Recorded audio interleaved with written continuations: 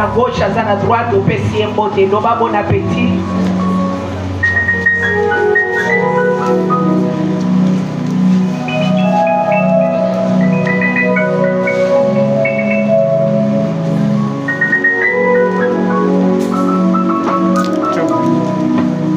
Amen.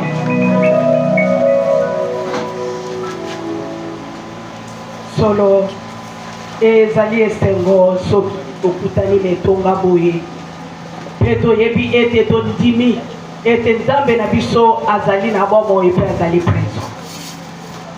Ntango ye azali présent eza absence ya monguna ye nde azali korenye na ngonga oyo ye nde aza kati na biso na kati na sanctuaire. Solo tozali kokoba mateya oyo tobandaki mercredi. Thème nango ezali les épreuves de la foi. Les épreuves de la foi.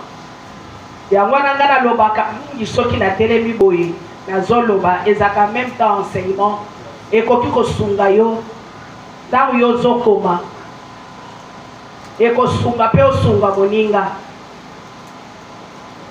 lobi sauver pour sauver. Amen.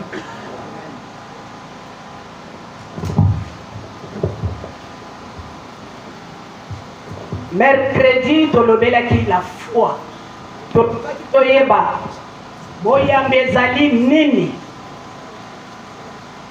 mekaki kopesa ba définition ya boyambi oyo ezali na hébreu na banza biso nyonso tosi totanga bana brèche nyonso basi batanga chapitre ya hébreu 11 verset 1 kuna nde bazopesa définition ya la foi qui est la ferme assurance à des choses qui n'existent pas mais qu'on espère les avoir. Ferme assurance. On est sûr. On a confiance. On croit que ce qui n'existe pas, ça va exister par la foi. Amen. La foi vient de ce qu'on entend. Et ce qu'on entend vient de la parole de Dieu. Boyambi utaka na ba tradition na bisote na ba coutume na bisote na maloba ya bakoko batikela bisote mais eutaka na liloba ya Nzambe. Yango na tomona kite na kati na foi moto oyo ayoki liloba ya Nzambe andimi yango azana confiance nango esengeli aloba esengeli atatola ke oyo elobami na Biblia nde yango nde kosalema ponaka. Amen. Yango nde kosalema quelle que soit situation. Vendredi tu analyses les épreuves. Mon mécano oye koki koyela mwana ya Nzambe tomona kite ezali lokola paswa bakomparaki yango na wolo oyo balingi ete baproduire bijoux ntango balingi à partir ya or baproduire bijoux tomona yango eza ya mutuya elekaka na moto et na moto wana il faut bafondre or wana oyo ezalaki na état brut po ete ekoma peto lokola lolenge biso tomonaka yango tolataka yango na basusu na bachenete et tout. Donc les épreuves nde bamonaki te eza moment wana ya souffrance ya badoute ya badifficulté oyo parfois mwana Nzambe azali traverser. Kasi toyaki koloba ete ntango mwana Nzambe azali kotraverser moment wana ya baépreuve boyambi na ye to confiance aza nango na Nzambe eza lokola loboko ezokende kosaisir makambo oyo eza na existence te po ete ekoma na existence. Amen. Lelo tozozwa ensemble ya thème na biso les épreuves de la foi. Na yango biso nyonso tokotelema po ete totanga liloba ya Nzambe na limemia.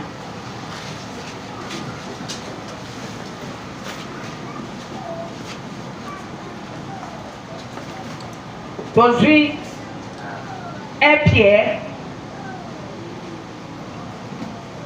chapitre 7.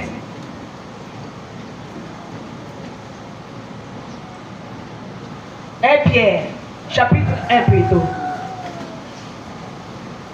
Chapitre 1. Totali na toke na verset 7 à 9. Na kotanga. Papa berger kolimo. Papa kolimo na lingala. Nabanza biso nyonso tozwi yango tokotanga na kombo na Yesu. Enfin que l'épreuve de votre foi plus précieuse que l'or périssable qui cependant est éprouvé par le feu et pour résultat la louange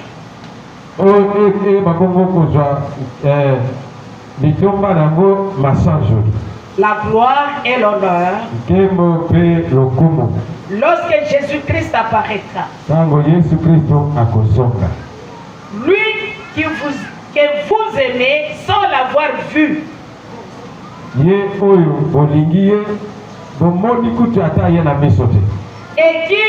à qui vous croyez sans le savoir encore. Sans l'avoir encore.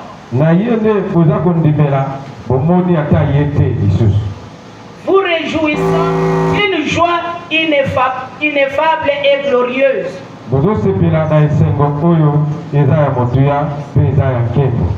Parce que vous obtiendrez le salut de vos âmes pour prix de votre foi.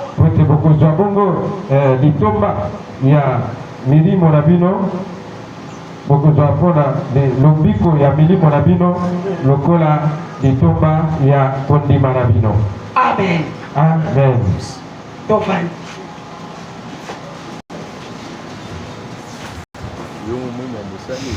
Biblia ezali koloba ete ba épreuve oyo ya kondima to ya boyambi na biso ezali na motuya koleka wolo oyo ezanga tina oyo balekisaka na moto nde balobi ete ba épreuve wana ya foi mpo na biso bana ya nzambe ezala sujet ya louange, ezala sujet ya gloire, ezala sujet ya honneur na ntango ote Yesu Kristo akoya kozwa biso.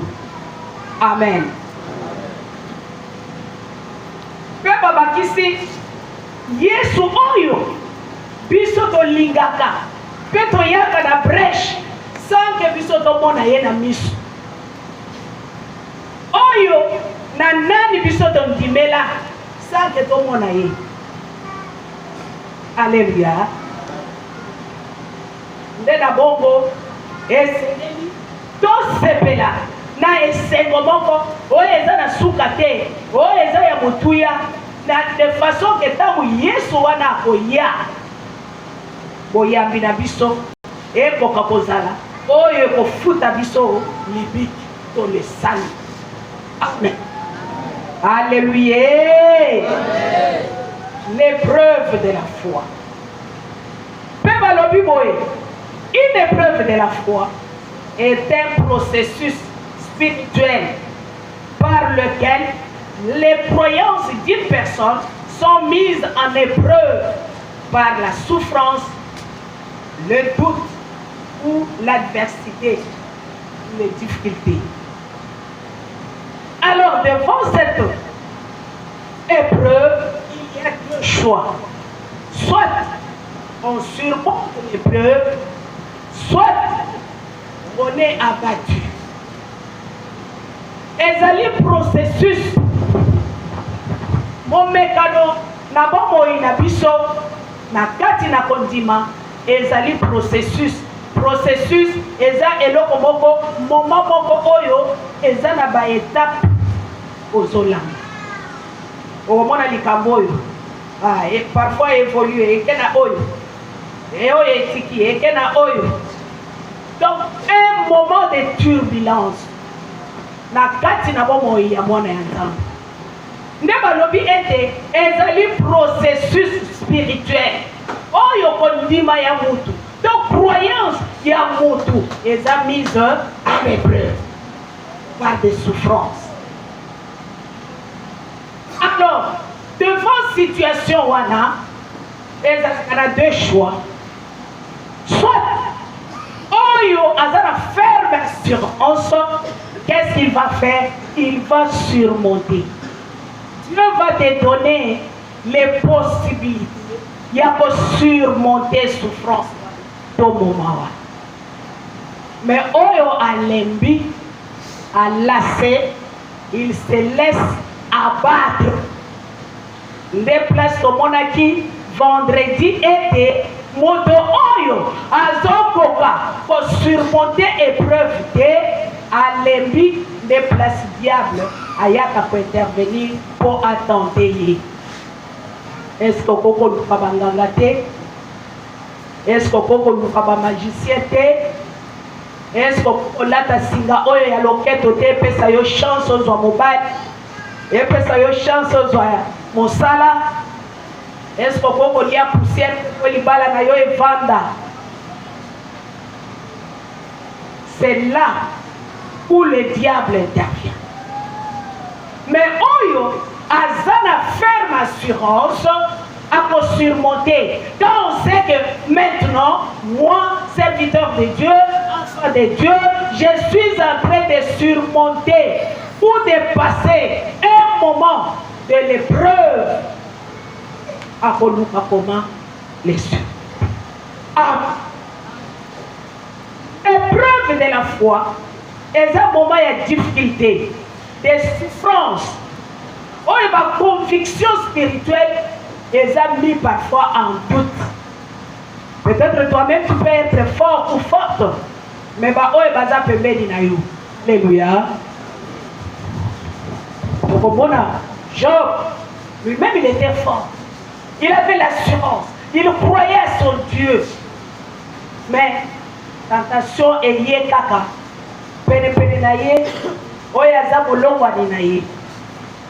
Alléluia. Ata Abraham. Oya komaki Abraham. Azalaki na ferme assurance. Il croyait à ses dieux. Il savait que moi je serai le père des multitudes. Comme Dieu a promis, Dieu va les réaliser. Mais moi ça me dit jamais. Et voilà, cette situation, nous les subissons jusqu'à présent. Alléluia. Tu peux être fort, mais ceux qui sont tout autour de toi, ce sont des gens où l'ennemi peut envoyer pour te distraire, pour te mettre dans la distraction. Or, l'épreuve de Dieu, vendredi, léger, ça passe. C'est un moment, c'est une étape, ça va passer. Et c'est comme ça, dans la Bible, Jacques dit, considérez ça comme un moment de joie. Il y a un second point où il y a une souffrance, une épreuve, il y a une bénédiction qui est cachée. Alléluia. Moment où il y a passe, il y a mignon, il y a souffrance, il y a doute, il y a perturbation. Sache que ton Dieu est là. Il y a une bénédiction sous cette situation.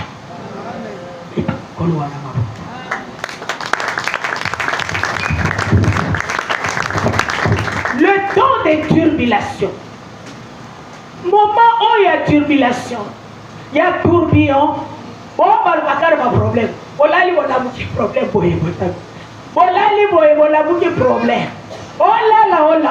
Problème. Ok, il y a un voyage, problème.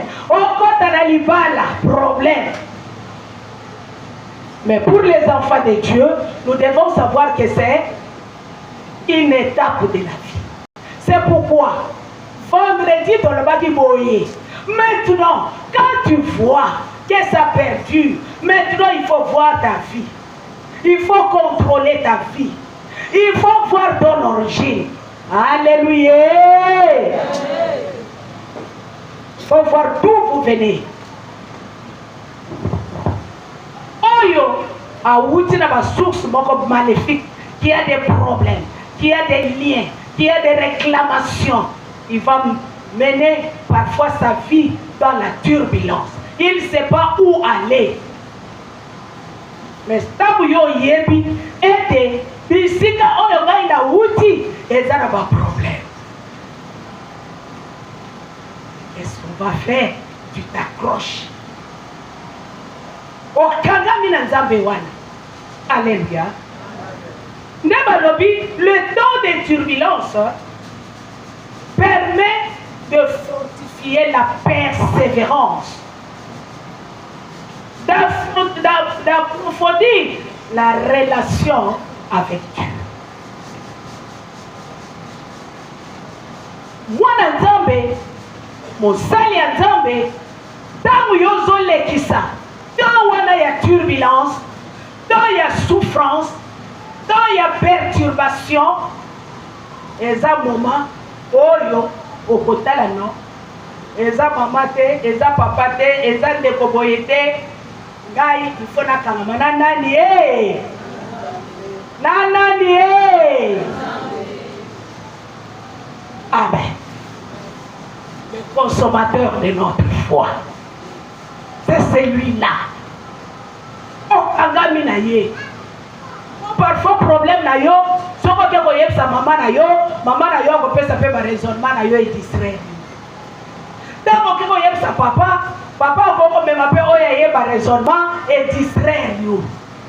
Tango ke koyeb sa camarade pe ko mema oya ye raisonnement et salini ni et distrait. Mais tango yo kangami na nzambe yenda ko pesa yo orientation. C'est que toi tu dois faire. C'est que toi tu dois mériter. C'est que toi tu dois affronter. C'est que toi comment tu peux t'orienter. Alléluia. Ça nous fortifie. Le moment des épreuves nous fortifie. Et dans ndenge wana yo moko ko mesurer degré ya boyambi na yo par rapport à cette épreuve. Et quand tu surmontes, au moment où il bénédiction et yé de la tangwana le vraiment. Voilà comme tiroir. Oh, ils ont bien le vie. Et en 2026, voilà ce que j'ai pour lui. Tiroir, yo ko fuma malisusu. Lis-moi. Kende libella. Amen. Qu'est-ce que nous devons faire en cas d'épreuve? Qu'est-ce qu'on doit faire? Quand nous traversons ces moments-là qui est difficile, ces moments-là de la souffrance, ces moments-là de doute, ces moments-là où on ne sait pas à qui se confier, qu'est-ce que nous devons faire? Amen. Donc, je ma Bible. Donc,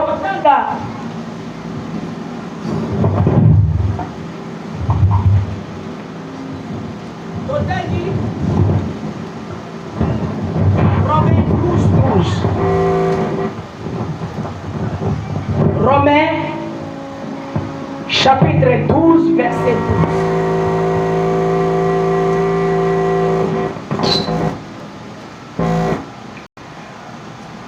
Dans le passage où on a balobi boy, réjouissez-vous en espérance. Soyez patients dans l'affliction. Persévérez dans la prière. En cas de l'épreuve, on nous dit de nous réjouir. Aux ana passe, ils ont rongé, aux ana difficulté. Les bas les oyates, les oyates, aux ana chômeurs, période de crise. Aux qui bien, mais aux autres traversé période où il y a turbulence. Na foyer moyo ka des entre papa et maman. Bana kuna kolobate. C'est un moment. Mais la Bible est allée connaître sa biso que le Seigneur est aux à la naissance. Alléluia. Réjouissez-vous en espérance. Soyez patients dans l'affliction. Persévérez dans la prière. C'est pourquoi la Bible dit priez sans cesse. Nous devons prier sans cesse. Et surtout à ces moments-là où tu es en train de traverser ces moments de difficulté. Lorsque tu es dans ces processus-là, lorsqu'il y a la turbulence, ce que toi tu dois faire, c'est rester dans la prière. Parler avec Dieu. Alléluia.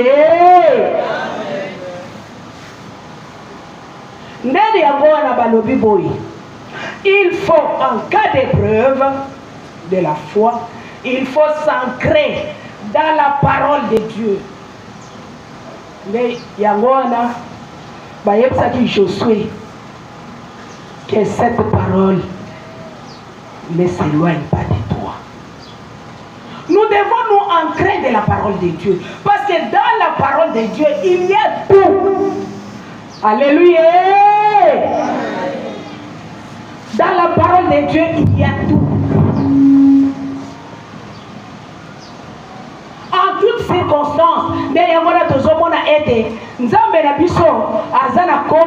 pour chaque circonstance. Mais il est le pourvoyeur. Il est Jéhovah Jireh. Aux malades, il est le médecin par excellence. Jéhovah Rapha. Aux amertumes, nous savons qu'il est Jéhovah Salem. Il donne la paix que le monde ne peut jamais donner. Alléluia. Aux kimia, mais il y a mon père kimia. Aux libala, mais il y a mon père libala. Aux bana, mais il y a mon père yabana. Balobi ete bénédiction na ye ezana suka te. C'est pourquoi Napsom balobi l'Éternel est mon berger, je ne manquerai de rien, rien. Je ne manquerai de rien. Yo épreuve yakana yo, mais ngana yebi ete ngana zala nzambe, lokola ngana zala nzambe, ngana kolonga yo, oya na butu, oya na moi, otinda maladie, otinda pauvreté, otinda crise, otinda stérilité, otinda chômage, otinda célibat, otinda kozanga musala. Je suis avec lui, je ne manquerai de rien. Amen. Je ne manquerai de rien. Il me donne tout. Amen. Donc, en cas d'épreuve, premièrement, s'ancrer de la parole de Dieu. Kangamana liloba yanzam. Ko kangamana nuna batu me kangamana liloba yanzam. Dès qu'on a besoin de solution à toutes circonstances. Deux, se souvenir des grâces qui sont déjà passées. Nabangolu o nyonso nzamba salela yo. O bandi ko kanisa. Mais nzamba pesi nga bomo. Na kokaki ko kufa era ko botama. Mais na botami. Na kokaki ko kufa era zokola. Mais na koli. Na kokaki ko kufa avana bali. Mais na bali. Alléluia. Ce sont des grâces. Oh, yo déjà yo vivre. Ndenge tozawana. Biso nyonso. Si nous sommes là ce matin, c'est parce que nous avons bénéficié de sa grâce. Alléluia. Nala lobaka na lobi yango moi. To mula. To sanza. Sogeza kake ezana maboko ya mutu. Alléluia. To souffle o biso tozana ngo sogeza kana maboko ya mutu. Awo badokan akanyi akanyi afungoli aka donc soka akanyi yo wana pema ekangami. Alléluia. Mula peso kaza kakezo ku dépendre na moto to mona aka régie des eaux ndenge zalaka il faut qu'on fuka facture. Mais mula est bête pour tout le monde, c'est une grâce. Alléluia. Donc nous avons déjà bénéficier de plusieurs grâces de Dieu. Si moi j'ai la vie, c'est que j'ai la grâce de Dieu, alors c'est que je suis en train de traverser comme épreuve. Dieu ne va pas manquer de me soutenir pour surmonter cette épreuve.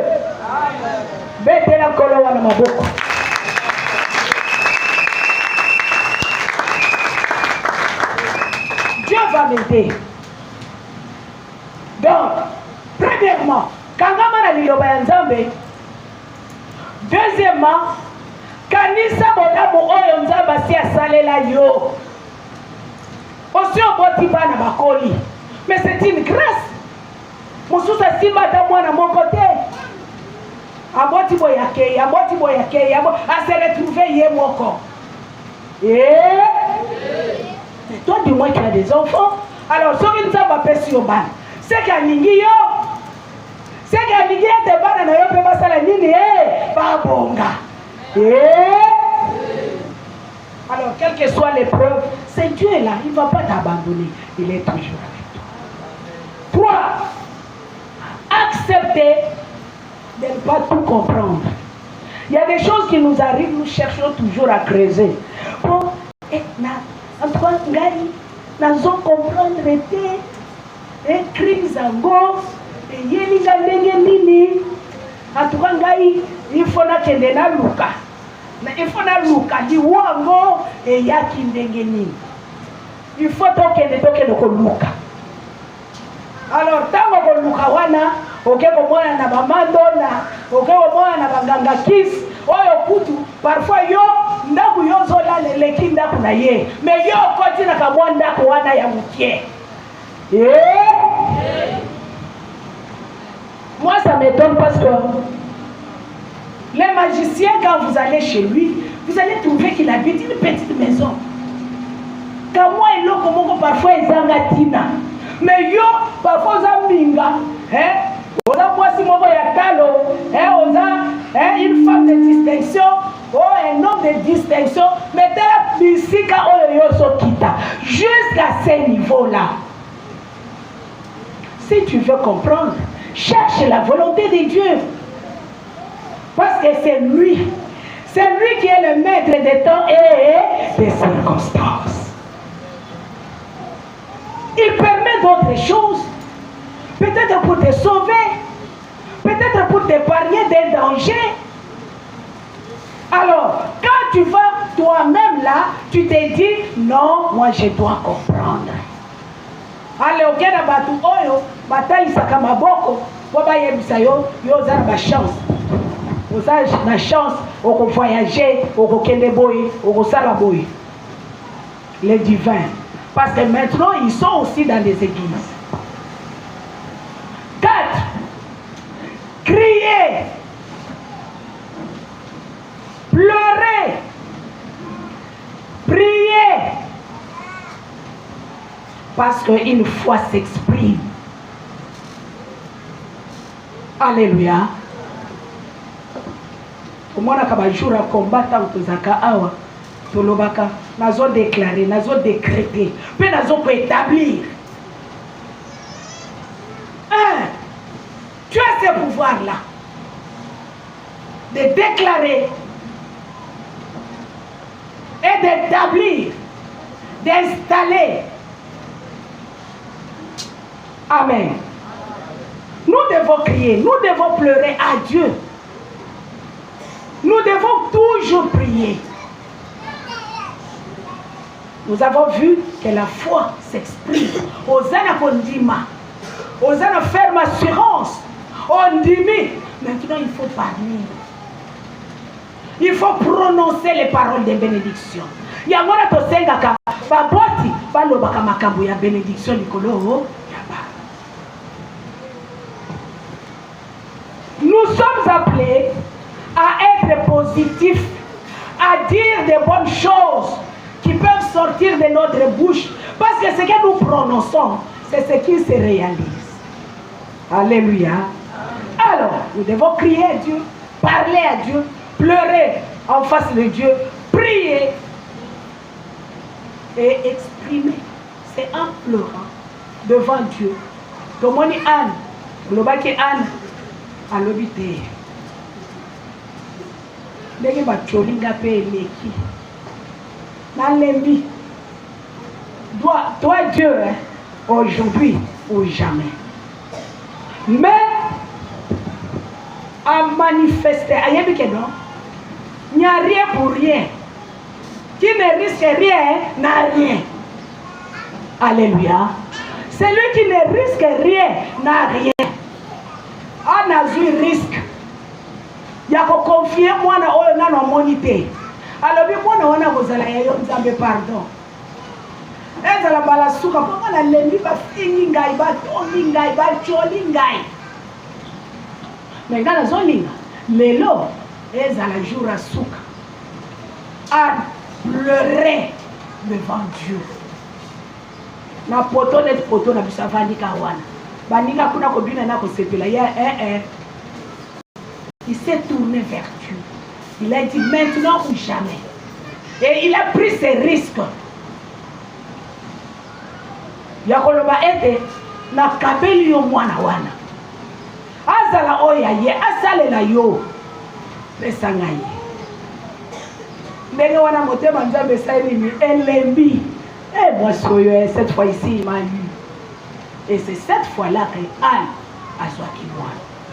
Puis azalaki ya soukate après ye bana msusu yaki. Po wana azaki prémisse ya nani ya nzambe. Ce sont des choses que les risques que nous également nous devons prendre quand nous surmontons l'épreuve. Est-ce que toi tu prends des risques? Non, non, non, non, non, non, non. Je pense que c'est pour moi.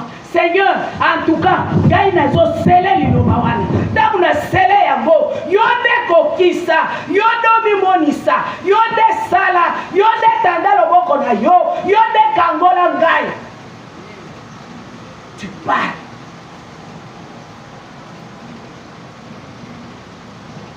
Et les dîmes que nous donnons, ce n'est pas au hasard. Nos dîmes là, ça a de l'importance capitale devant Dieu. Alléluia. Il faut toujours risquer aux humains de payer sa dîme. Et tant que vous payez sa dîme, vous avez loba. Loba ma loba. Papa, il y a ce dimanche que bango bakoki kozwa ata image moko balobi sur yo que likasa yo likasa ozo représenter tel. Alors yo tomoni que yo okobonga te bana na yo pe bakobonga te. Mais toi quand tu donnes ta dîme, pour le dire à dîme on appelle ça un pasteur hein. Alléluia. Parce que la dîme peut nous aider à surmonter calmement le moment à épreuve. Quand nous scellons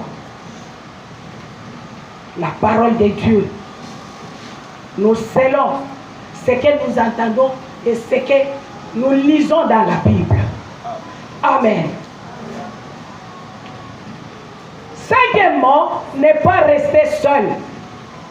Quand tu traverses ces moments, il ne faut pas rester seul. Nous avons dit, et Seigneur Kangamana, Nzambe, attache-toi à Dieu. Mona Moussali Nzambe Yepsaye, Solola Naye, il a le temps de te soutenir. Alléluia. Okokite yomoko. Ozo mituna. Na osala ndenge nini. Yomoko zope sa pe diyan. Alléluia. Tozali. Soki tozali na lingi na mona pilolo bete la kolo wana maboko po ya zali ne reste pas seul kangama na Nzambe. Continuez donc wana 6 continuez à poser des actes de foi et Seigneur ba acte na biso ezala ya foi.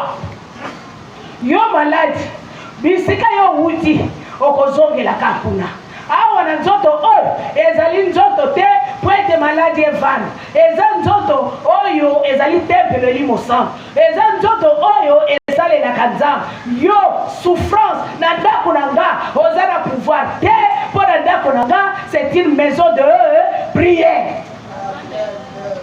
Et poser des actes de foi. Chômage aux passagers. Célibat aux passagers pananga. Parce qu'il y a des promesses. Oh, nous avons assez à nos pananga. Et nous avons assurance. Et de ma promesse, voilà. Et ils ont kende na kokotisama na yako. Les actes de foi. Oh, elle a dit, accepter d'être transformé. Quand tu traverses le moment de souffrance et Seigneur ndima ete Nzambe abalusa yo akomisa yo moto mosusu, atransforme bomoi na yo. Ozaki mama bilela lela olobi te ngai nasila yoki mpe maloba nzambe mingi nakolela lisu te mpo nayebi ke nzambe wana akosala na bomoi na ngai. Alleluya. Achange yo te okomi moto akondima, okomi na ferme assurance de façon ke eza na eloko moko te ekoki kotia ozala trouble okoma bikendakenda bilandalanda. Non, tu restes intact parce que tu as confiance à ces dieux-là. S'abandonner à Dieu. Nous devons nous abandonner à Dieu. Pour les Kamongo, est-ce que vous avez benga kiango? Alléluia. Souffrance et reyaka, parfois c'est pas nous. Voyez bien quand il y a Job,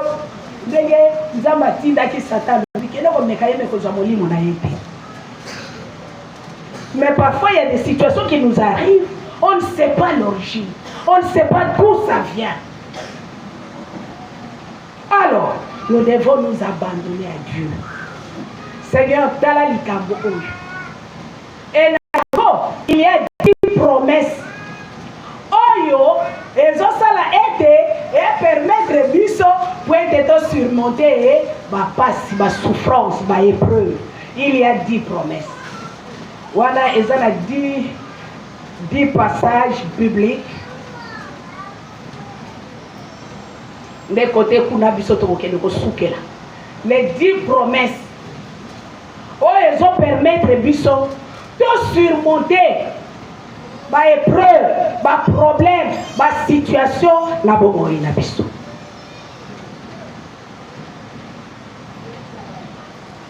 Première promesse, balobi boy. Ezana Jean 16, 33. Oko kende kotanga. Kuna Bible ezoloba aide Jésus-Christ, il est plus que vainqueur. Il a vaincu le monde. Yesu na biso, oyo biso nyonso toyeli awa. Oyo longwe na ndako ye na brèche. Yesu wana tozolanda. Oyo tomona te. Oyo tokomona kaka na dernier jour. C'est Jésus là que tu es en train de prier, que tu es en train de suivre. Il a vaincu le monde. Ce qui il est le vainqueur du monde. C'est que alonga nyonso oyo ezo pour se passer na mokili alonga yango. Il n'y a rien qui peut les résister.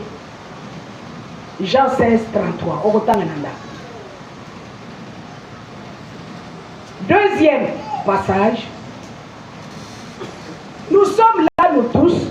Nous sommes des frères et sœurs dans les épreuves. Chacun vit une épreuve en elle, en lui. Donc, mutura mutunega to vani wana. Ye mokoti ndenge na zolo baboy. Ye azokanisa solo. Tala nga moma na zo traverser. Yo nzambe oza wapi? Yo nzambe mona ngai. Mona nga na bana nanga. Mona nga na mobali nanga. Mona nga na mwasi nanga. Mona nga na libota nanga. Yo oza wapi nzambe? Nga na yebi ke ozalaka na ba oyo nyonso bakangama na ye. Nous sommes là. Il n'y a personne sur cette terre qui peut nous dire qu'il vit sans épreuve. Ça arrive. Mais quand ça arrive, la Bible était résister lui, résister l'ennemi avec la force de la foi. Amen. On est dans 1 Pierre 5, 9. Résistez-lui avec la force de la foi, car vous savez que tous vos frères de par le monde sont butés aux mêmes souffrances. Tous dans ma souffrance, tous dans ma situation. Ceux qui ont dit que pasteur en train d'organiser, écoute, il y a moko na moko a un problème. Oh, il y a d'autres traversées. Alléluia. Mais, Bible notre Dieu, il a vaincu le monde. Mais il peut vaincre mon problème. Et moi, je dois résister. Chômage, yo ye, mais nga nazana nzambe, na yebi ete na kozwa mosala. Na okende pa nganga te, na koluka kisi te, na koluka nazwa kindoki te, na yebi yo. Na yebi ete yo te oza mopesi misala. Amen. 1 Pierre 5, 9. Troisième promesse. En Christ, nous sommes vainqueurs. Vous, petits enfants, vous êtes des dieux. Et vous avez vaincu ces gens-là. Car celui qui est en vous est plus grand que celui qui est dans le monde. Et dans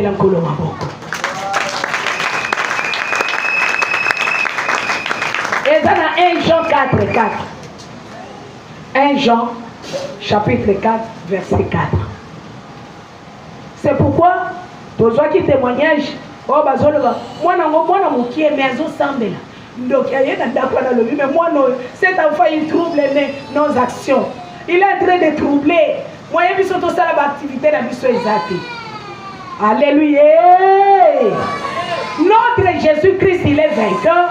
Il est plus que vainqueur. Il a vaincu le monde. Et nous sommes capables aussi de vaincre le monde. Amen. Na kendaki activité moko. Il y a échange na ba maman. Na ke bayambi ngai na kati. Balobi maman Angèle toza l'église. Là c'est une bonne chose comme les églises. To solo la kapo. Donc tout ça mais la qui parce que c'était une sensibilisation, planification familiale et tout. Mais moi je sais que j'ai prié le matin avant de venir. Donc ça l'activité on est meki. Ngapela zonga nanga. Alors ezaki na mois de mai ou avril tozongi kaka nesika wana. Nzoka denda koyo église to kota kezaba musulman. Maman wana lobi maman Angèle to omoni bakangi fongona. Balobi to même si bakamuna bango ebele to kota lisuku na te. Alléluia. Baboyi bazaba musulman. Il fallait zika bien nyonso o wana bataki. Baboyi to sala ki activité libanda na gloire à Dieu. Notre Jésus-Christ, il a vaincu le monde, il est plus que vainqueur, et nous également, qui les suivons, nous sommes aussi vainqueurs. Alléluia. On est vainqueurs.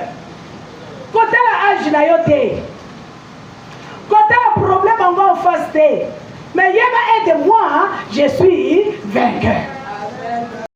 Alléluia. Allons qu'est-ce qui va manquer pour que nous puissions vaincre aussi le monde? 4. Et dans 1 Corinthiens 15, Balobi, oh mort, où est ta victoire? Oh mort, où est-il ton aiguillon? L'aiguillon de la mort de Jésus-Christ. Nous savons que c'était vaincu à la montagne de Golgotha. Alléluia. Même les rois, ils en ont pouvoir. Parce que notre Seigneur Jésus-Christ a vaincu la mort. Alors, le c'est que Bissopé, Tokolonga, quelle que soit la situation, nous sommes capables de vaincre la mort. Liwa awa, ikoko zala liwa spirituel ou liwa mokoro physique. Mais nous, comme nous sommes en Jésus-Christ, et il est mort, il a vaincu la mort. Après 3 jours, il est ressuscité. Donc, nous sommes capables de vaincre le mort. Vous allez lire ça dans 1 Corinthiens 15, 55 à 58. 5. L'épreuve est à notre portée. L'épreuve qui nous a atteint n'a pas dépassé la mesure humaine. épreuve nyonso oyo nzambe tomonaki yango vendredi que mon mekano nyonso oyo nzambe atindaka vraiment edepasaka biso te. Alléluia. Nzambe prévoit, notre Dieu, il prévoit des mesures pour biso tobima na épreuve wana asungaka biso. Il nous aide. Et ça des preuves moko te kokoleka loba ya diable. Tentation, to épreuve, oyo wuti na Satan, ça perdure. Et parfois bino nyonso bokomi bozo yeba te ke faire. Mais oyo wuti na nzambe, oyo nzamba sali po ete o passer na moment wana, o fortifier moment ina yo, okomona ete nzambe ako prévoir ba mesure po ete yo bima, o surmonter be épreuve wana. Alléluia. Et ça dans 1 Corinthiens 10, 13. 6. Si nous croyons, nous avons déjà vaincu. Ceux qui ont mis au longi, on dit ete ngai nyonso oyo ekoleka ngai na kozwa lifuta na ngai ngai na kozwa libala na nga ngai na kozwa diplôme na nga ngai na kozwa mosala na nga ngai na kozwa guérison.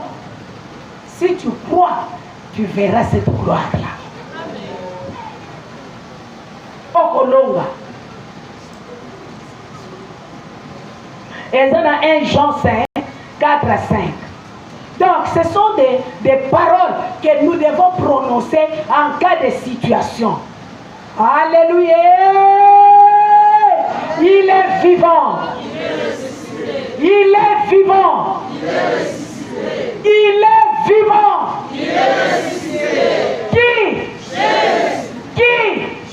Betela Yesu wana maboko.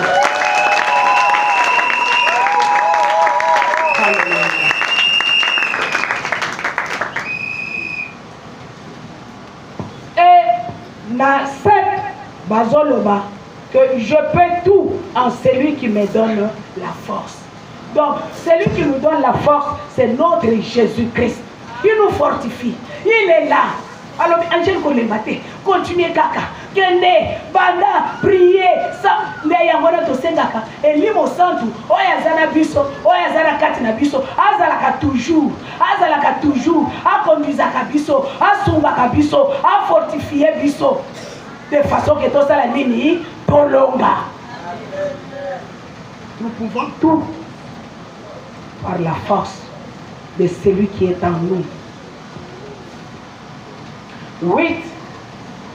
Le Seigneur est présent avec nous au milieu des tempêtes.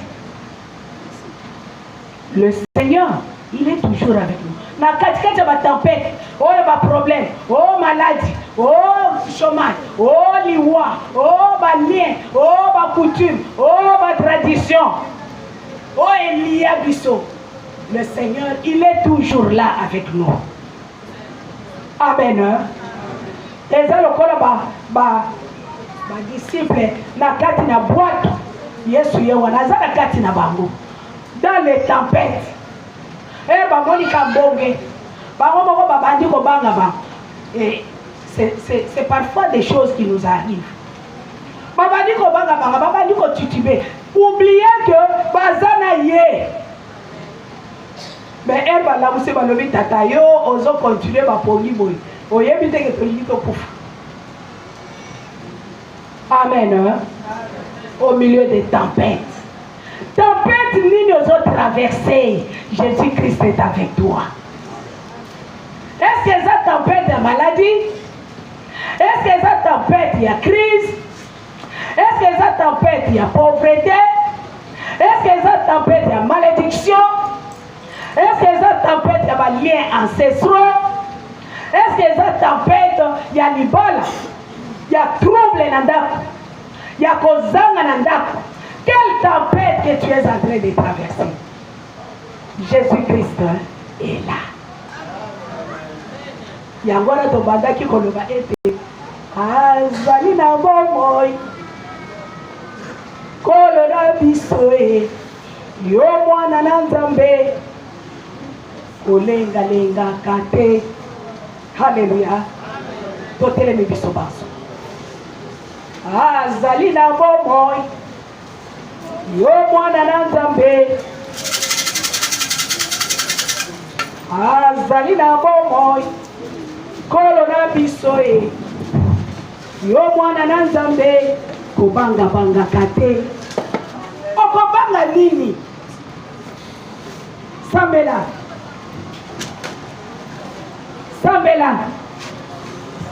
yabisa Nzambe wana asoutenir yo na yo moko bokoka te parce que preuve wana soki ye monge wana soki ye tempête wana oza incapable de supporter seul senga na Nzambe asoutenir yo elimo santo asoutenir yo elimo santo aguide yo afortifie yo pointe okende liboso pointe réussite ezala totale pose na bombo. Alléluia. Il ne dort ni ne sommeille. Alléluia. Il est le même Dieu aujourd'hui et éternellement. Ce qu'il a fait hier, il est capable de le faire aujourd'hui. Et il est capable de le faire demain. S'il a donné le mariage hier, il est capable de le donner aujourd'hui. S'il a donné les enfants hier, il est capable de les donner aujourd'hui. S'il a donné la guérison hier, il est capable de les donner aujourd'hui et demain. Et éternel.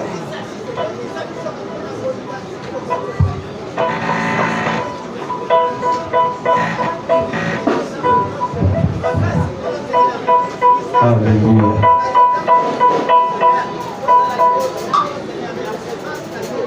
Tombola miso na yo epai na Nkolo.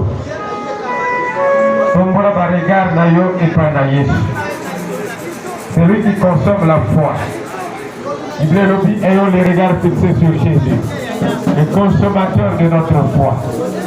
Et si on vous dit ça qui est Nikia, je vous dis ça est Nikia, on va dans Nkolo.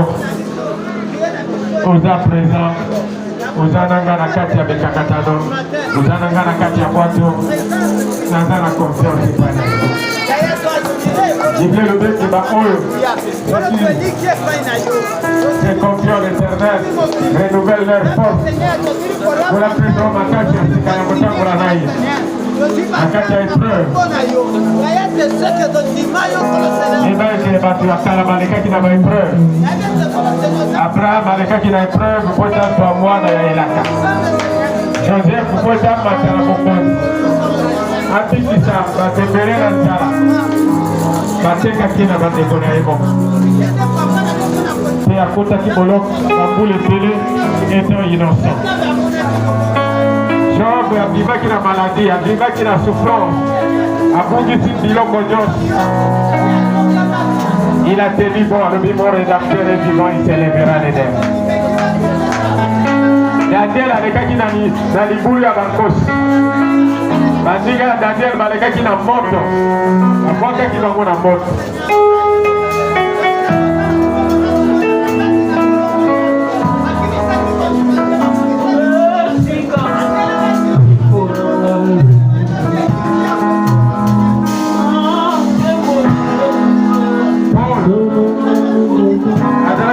Charge dans mon Congolais.